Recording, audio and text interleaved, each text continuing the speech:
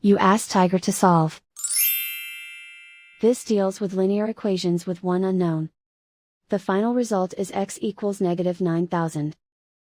Let's solve it step by step. Simplify the expression. Combine like terms. Group all constants on the right side of the equation. Subtract 500 from both sides. Simplify the arithmetic.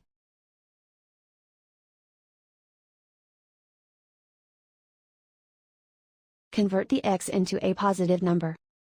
Multiply both sides by -1.